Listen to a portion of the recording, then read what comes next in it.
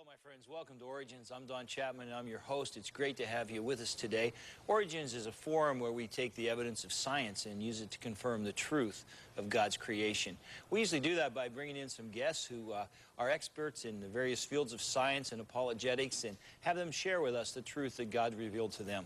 We've got a great guest with us today, Dr. Jerry Bergman. The thing I love about Dr. Jerry is that he is a lifetime student. He told me he has 9 different degrees from the college level up, including several PhDs. He's been a student all his life. You know, learning's not something you do to get a degree.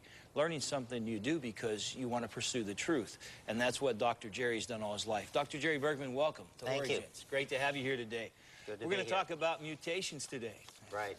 We've been joking about this third ear that I have under my arm and how I grew it through mutation. Is that what this is about? Well, it's about actually the harm that mutations cause. Okay.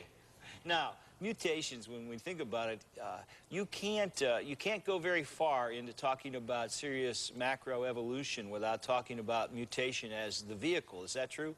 Yeah, the basis of evolution is mutations. That's what evolution is based upon. That provides the raw material for natural selection to select from, according to Darwinists.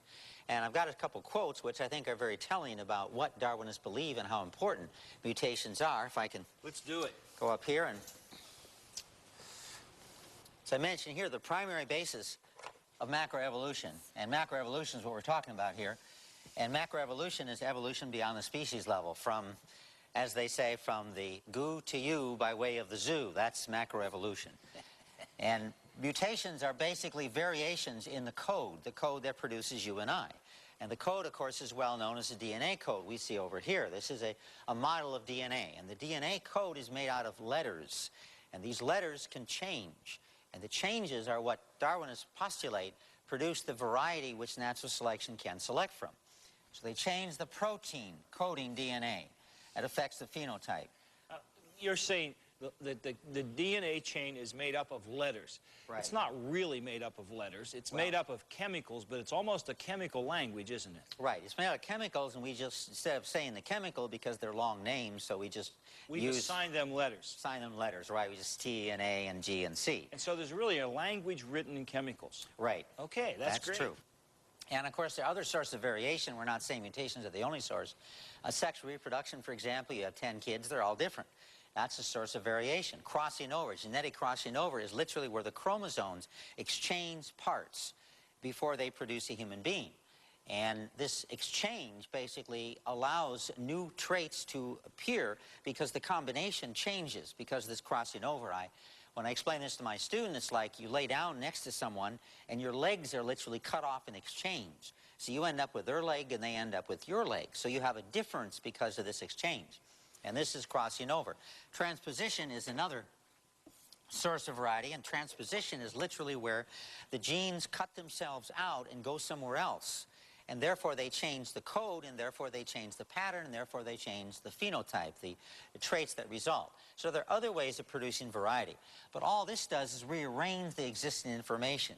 You don't have any new information. You basically have information that's there, which is shuffled around. A good example would be you rearrange the furniture in your house.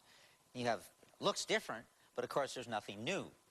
And I think it's really important that we camp there just a minute, because if evolution's going to work, there has to be new information. Right. And as you said, it doesn't matter how many different ways I arrange the furniture in my living room, we're still going to have that old couch somewhere, and there's never going to be a new couch. Exactly. And that's exactly what you're saying about the DNA. There are ways that God has made for there to be variety within that species or that kind, but there's no way to have a new kind in there, is there? Exactly, and that's the problem. And Thank you, Fred. That's great. They recognize that, Darwinists do. That's why Ernst Mayr, who's a picture up here, he just turned 100, by the way, recently, and he said, ultimately, all variation is due to mutation. And this is not a minor figure in Darwinism.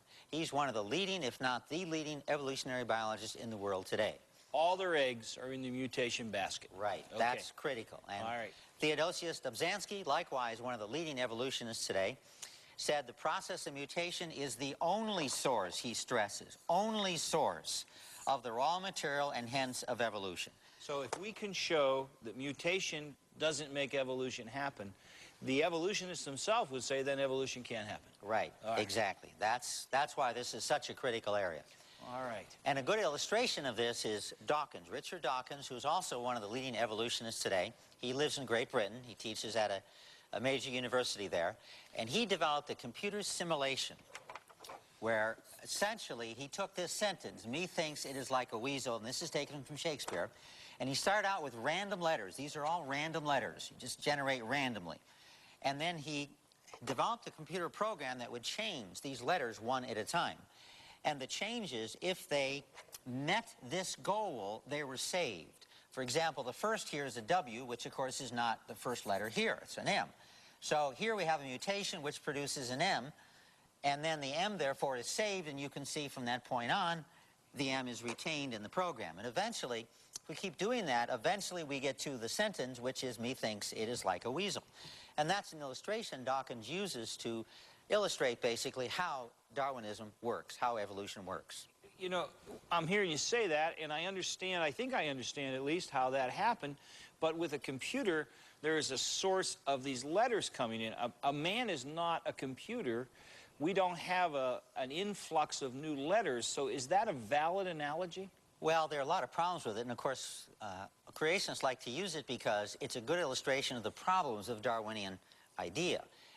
Dawkins uses it to show how Darwin works, but we use it to show how it cannot work. Okay.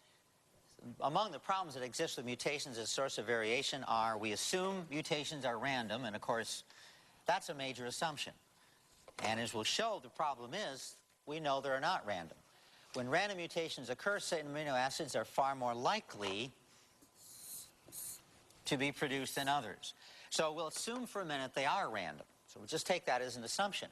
But we're going to end up with certain amino acids are far more likely to be produced than others. And of course, these letters, these A's, T's, and so on, they produce amino acids. Amino acids are assembled to produce protein, and protein are the building blocks of you. You and I are made out of protein. And therefore, we get the protein by getting these amino acids. So to produce the protein, to produce you and I, we have to have the right order of amino acids. So it's critical to get the right order of amino acids. And random combinations, I point out here, are more apt to produce certain amino acids. And I'll show you from the following table why that's true. For example, this combination, TCT, here, you can see that plus a TCC and TCA and so on. There's 6 different combinations, all which produce serine. Okay, so we have 6 different combinations. So if we randomly shuffle the 4 letters, we will get 9.4% of the shufflings will be serine. Okay, now we'll go over here and we'll look at tryptophan. There's only one combination of amino acids that produces tryptophan. Therefore, only 1.6% of all combinations will produce tryptophan. So you have almost 9 times as much chance of getting that first result as the second one. Right. So we'll end up with a lot of serine and not very much tryptophan. Well, that's a problem because we need actually a lot of tryptophan in many different amino acid combinations to produce a protein. And as a result, tryptophan is very important. And by natural means, we're not going to get nearly enough of this, and we'll get way too much of the serine. So we don't get the right combination we need to produce an organism. It's off balance, assuming now they're random. Okay, a basic problem is that the rate of mutations from one base to another base is not equal. So in other words, they're not random. We don't end up with a random change of letters. And one study which I looked at found the totals, which refers to all base pair conversions, as follows. I put that in a chart to make it easier to follow. And this is the conversion to thymine. So the conversion of this G to a T, C to a T, A to a T, we see is a total of 58% of the total of all conversions. So what that means is that all conversions, we're talking about mutations. We call that a conversion. So mutations, basically, what's going to happen is we're going to end up with an awful lot of thymine because all mutation types are not equal. So we'll end up with a huge amount. Well, over half of the mutations are going to end up with thymine. Guanine, on the other hand, only 14% of the total. And cytosine, only 23%. of the total. And adenine only 5% of the total. So applying this now to Dawkins' illustration, you can see what's going to happen is the conversion of thymine is fully 10 times more common than conversion to adenine. And as a result, this is what we'll get. Instead of getting our me thinks it is like a weasel, what we're going to get is a lot of T's, because the T is much more common. Now, of course, some of the T's will convert back to the other letters, but by and large, the T's are going to dominate, so eventually what we're going to get is lots of T's. So we will never, just looking at this fact alone, we'll never end up with me thinks it is like a weasel. We're going to end up with dominance by far of T's. Now, you used a very dogmatic word there. You said we will never end up with me thinks it is a weasel. Are you saying that it's improbable, or are you saying it's impossible? Well, it's improbable to the point where we might as well say it's impossible. The chances become so infinitesimal that it simply couldn't happen. Right. And there is a very, very low probability, but the probability is so low that we say for all realistic purposes, realistically, it couldn't happen. It's basically so you're zero. basically saying that for mutation to be possible, or for mutation to be positive, really isn't possible. Right, because of this, and there are several other factors too, but this is one factor. Well, that's interesting. We've got to take a break right now. We're going to talk about hot spots when we get back, so don't go away. This is going to be hot, and we want you to be with us for it. Be right back. Creation versus evolution. You weigh the evidence. Tadpole to toad. Self-destruct DNA. Biologists have found that certain living cells come with a built-in self-destruct mechanism. For example, as a tadpole turns into a toad, it no longer needs its tail. When the special gene gives the order, the tail cells begin to die. In other words, some living cells contain a gene that signal the death of the cell at an appointed time. Why would evolution develop genes that order their own death? By definition, such a gene would not aid survival.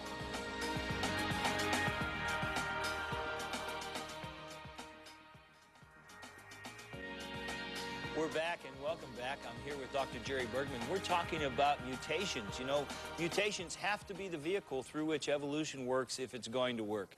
But Dr. Jerry Bergman is telling me that, in fact, mutations prove that evolution can't work. Now, Dr. Jerry, help us first of all. What's a mutation?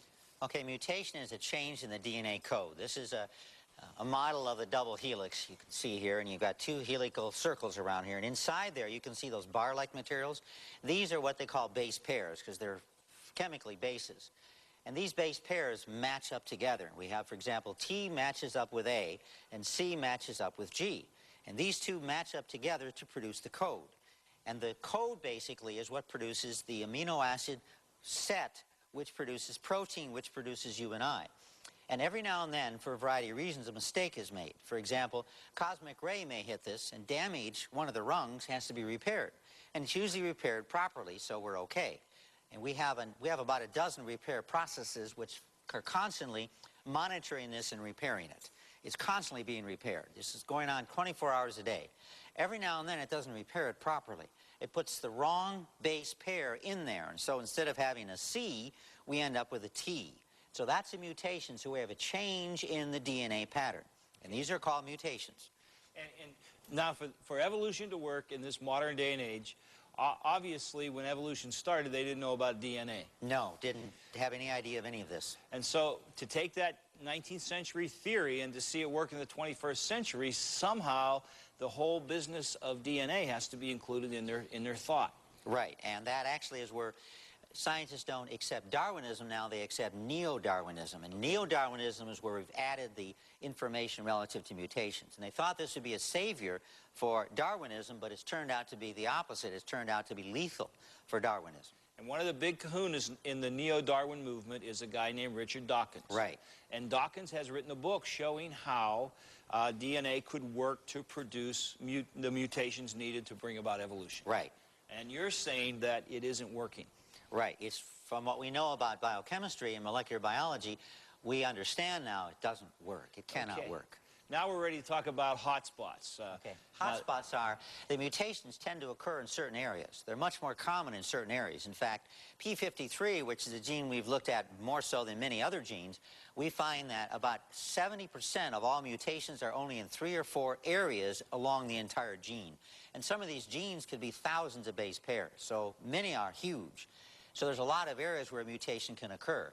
And if the vast majority occur in a very small area, we know there's something going on. And we understand now some of the reasons. Do we know why there's hotspots? Yeah, we understand some of the reasons. It partially has to do with the construction of the double helix, where they're located, because some parts of the double helix are more exposed to radiation or other sources of mutations than others. Certain parts, like when you have a lot of letters that repeat each other over and over, like you have a lot of T's or a lot of G's, that area tends to be prone to a hotspot.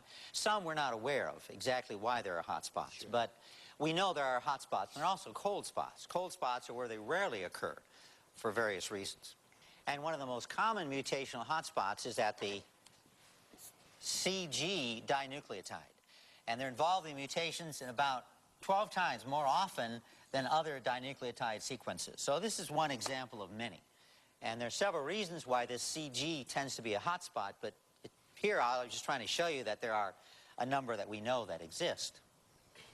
In fact, in one study, only 2 mutations accounted for 94.4% of all mutations out of 319 identified in one gene. And there are many more that are possible in this gene. There are maybe 1,000 that are possible.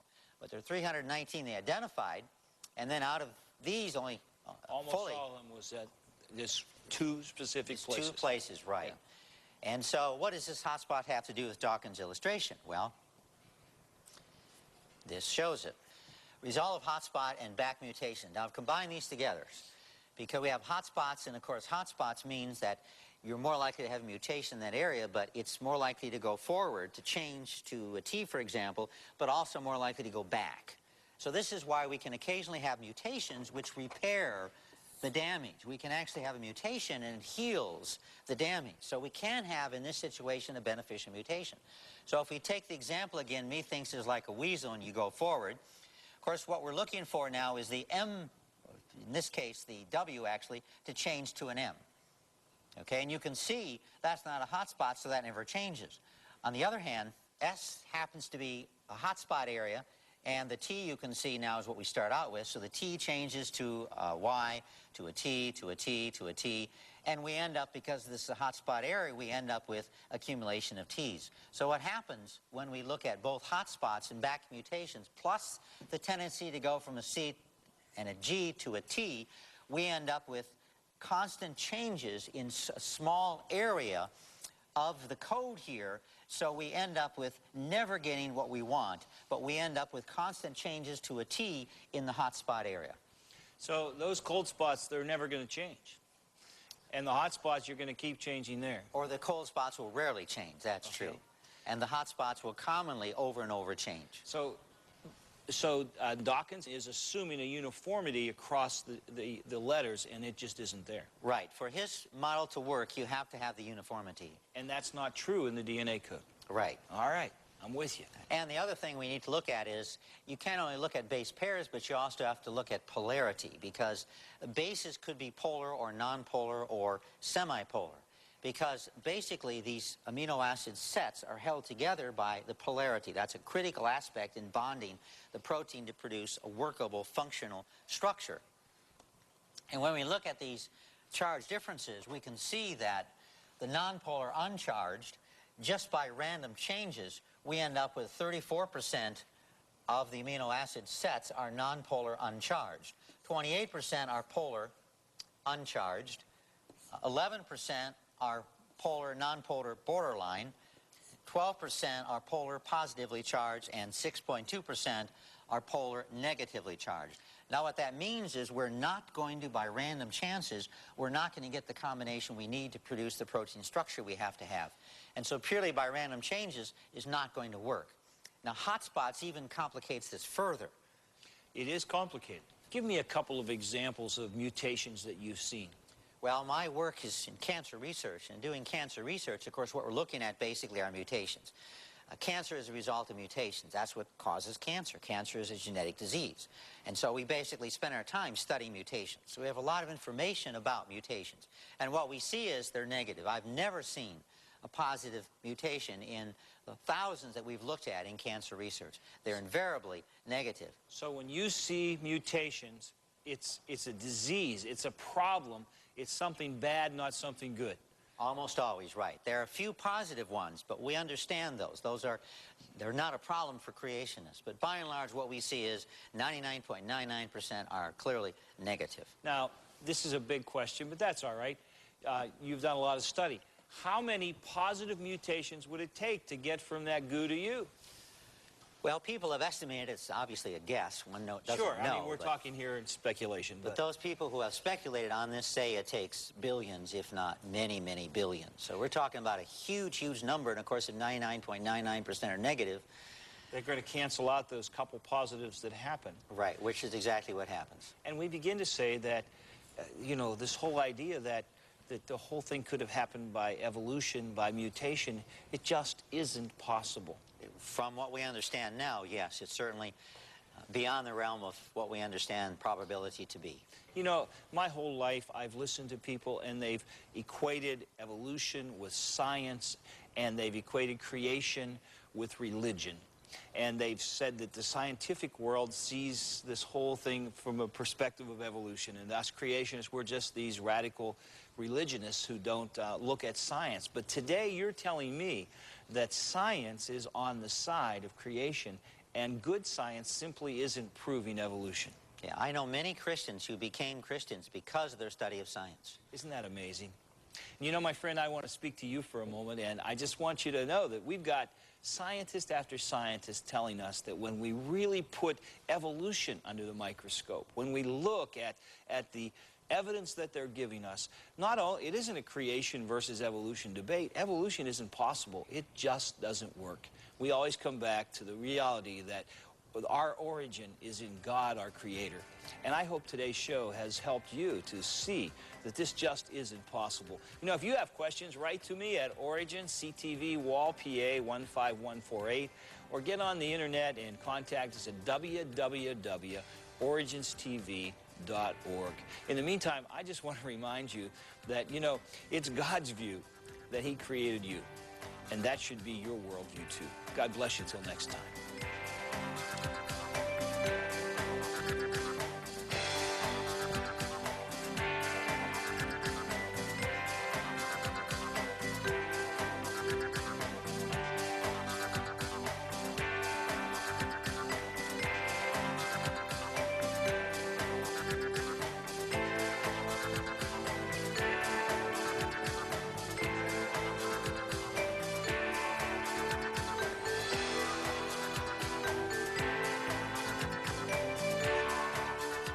Thank you for watching this edition of Origins. If you'd like a copy of the information presented today, you can download a PDF file of program number 506 from our website at www.originstv.org.